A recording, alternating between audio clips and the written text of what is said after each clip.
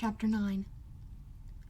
Elizabeth passed the chief of the night in her sister's room, and in the morning had the pleasure of being able to send a tolerable answer to the inquiries which she very early received from Mr. Bingley by a housemaid, and some time afterwards from the two elegant ladies who waited on his sisters.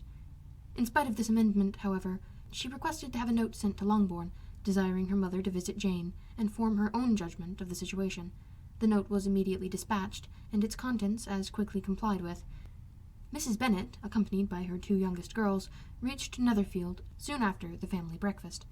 Had she found Jane in any apparent danger, Mrs. Bennet would have been very miserable. But being satisfied, on seeing her, that her illness was not alarming, she had no wish of her recovering immediately, as her restoration to health would probably remove her from Netherfield. She would not listen, therefore, to her daughter's proposal of being carried home. Neither did the apothecary, who arrived at the same time, think it at all advisable. After sitting a little while with Jane, on Miss Bingley's appearance and invitation, the mother and three daughters all attended her into the breakfast parlour. Bingley met them with hopes that Mrs. Bennet had not found Miss Bennet worse than she expected. "Indeed I have, sir," was her answer. "She is a great deal too ill to be moved. Mr. Jones says we must not think of moving her. We must trespass a little longer on your kindness." "Removed?" cried Bingley. "It must not be thought of. My sister, I am sure, will not hear of her removal." "You may depend upon it, madame," said Miss Bingley with cold civility, "that Miss Bennet shall receive every possible attention while she remains with us." Mrs. Bennet was profuse in her acknowledgments. "I am sure," she added, "if it was not for such good friends, I do not know what would become of her, for she is very ill indeed, and suffers a vast deal, though with the greatest patience in the world, which is always the way with her, for she has, without exception, the sweetest temper I ever met with. I often tell my other girls they are nothing to her. You have a sweet room here, Mr. Bingley, and a charming prospect over that gravel walk. I do not know a place in the country that is equal to Netherfield. You will not think of quitting it in a hurry, I hope, though you have but a short lease." "Whatever I do is done in a hurry," replied he, "and therefore, if I should resolve to quit Netherfield, I should probably be off in 5 minutes. At present, however, I consider myself as quite fixed here." "That is exactly what I should have supposed of you," said Elizabeth. "You begin to comprehend me, do you?" cried he, turning towards her. "Oh, yes, I understand you perfectly." "I wish I might take that for a compliment, but to be so easily seen through, I am afraid, is pitiful." "That is as it happens. It does not necessarily follow that a deep, intricate character is more or less estimable than such a one as yours." "Lizzie," cried her mother, "remember where you are, and do not run on in that mild manner that you are suffered to do at home." "I did not know before," continued Bingley immediately, "that you were a studier of character. It must be an amusing study." "Yes, but intricate characters are the most amusing. They have at least that advantage." "The country," said Darcy, "can in general supply but few subjects for such a study. In a country neighbourhood you move in a very confined and unvarying society." "But people themselves alter so much that there is something new to be observed in them forever." "Yes, indeed," cried Mrs. Bennet, offended by his manner of mentioning a country neighbourhood. "I assure you there is quite as much of that going on in the country as in town." Everybody was surprised, and Darcy, after looking at her for a moment, turned silently away. Mrs. Bennet, who fancied she had gained a complete victory over him, continued her triumph. "I cannot see that London has any great advantage over the country for my part, except the shops and public places. The country is a vast deal pleasanter, is not it, Mr. Bingley?" "When I am in the country," he replied, "I never wish to leave it, and when I am in town it is pretty much the same. They have each their advantages, and I can be equally happy in either." "Aye, that is because you have the right disposition, but that gentleman," looking at Darcy, "seemed to think the country was nothing at all." "Indeed, mamma, you are mistaken," said Elizabeth, blushing for her mother. "You quite mistook Mr. Darcy.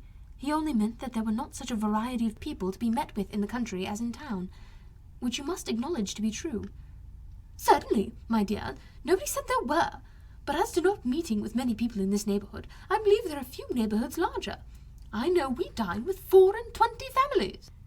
Nothing but concern for Elizabeth could enable Bingley to keep his countenance.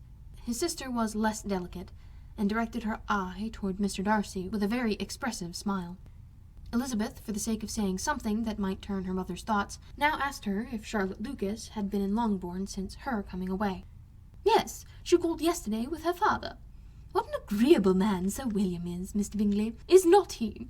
So much the man of fashion, so genteel and so easy.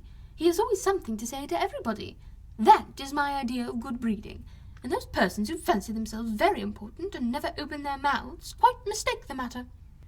"Did Charlotte dine with you?" "No, she would go home. I fancied she was wanted about the mince pies. For my part, Mr. Bingley, I always keep servants that can do their own work. My daughters are brought up differently. But everybody is to judge for themselves, and the Lucases are very good sort of girls, I assure you. It is a pity they are not handsome. Not that I think Charlotte so very plain, but then she is our particular friend." "She seems like a very pleasant young woman," said Bingley. "Oh dear, yes, but you must own she is very plain. Lady Lucas herself has often said so, and envied me Jane's beauty. I do not like to boast of my own child, but to be sure, Jane, one does not often see anybody better looking. It is what everybody says. I do not trust my own partiality. When she was only 15, there was a gentleman at my brother Gardiner's in town, so much in love with her, that my sister-in-law was sure he would make her an offer before we came away, but, however, he did not. Perhaps he thought her too young. However, he wrote some verses on her, and very pretty they were, and so ended his affection," said Elizabeth impatiently. "There has been many a one, I fancy, overcome in the same way. I wonder who first discovered the efficacy of poetry in driving away love." "I have been used to consider poetry as the food of love," said Darcy. "Of a fine, stout, healthy love it may. Everything nourishes what is strong already. But if it be only a slight, thin sort of inclination, I am convinced that one good sonnet will starve it entirely away." Darcy only smiled, and the general pause which ensued made Elizabeth tremble lest her mother should be exposing herself again. She longed to speak, but could think of nothing to say, and after a short silence Mrs. Bennet began repeating her thanks to Mr. Bingley for his kindness to Jane, with an apology for troubling him also with Lizzie. Mr. Bingley was unaffectedly civil in his answer, and forced his younger sister to be civil also and say what the occasion required. She performed her part indeed, without much graciousness, but Mrs. Bennet was satisfied, and soon afterward ordered her carriage. Upon this signal, the youngest of her daughters put herself forward. The two girls had been whispering to each other during the whole visit, and the result of it was that the youngest should tax Mr. Bingley with having promised, on his first coming to the country, to give a ball at Netherfield. Lydia was a stout, well-grown girl of 15, with a fine complexion and good-humoured countenance, a favourite with her mother, whose affection had brought her into public at an early age. She had high animal spirits and a sort of natural self-consequence, which the attentions of the officers, to whom her uncle's good dinners and her own easy manners recommended her, had increased into assurance. She was very equal, therefore, to address Mr. Bingley on the subject of the ball, and abruptly reminded him of his promise, adding that it would be the most shameful thing in the world if he did not keep it.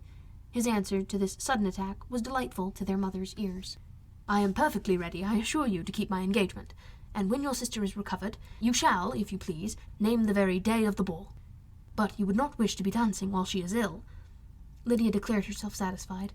"Oh, yes. It would be much better to wait till Jane is well, and by that time most likely Captain Carter would be at Meryton again. And when you have given your ball," she added, "I shall insist on their giving one also. I shall tell Colonel Forster it will be quite a shame if he does not."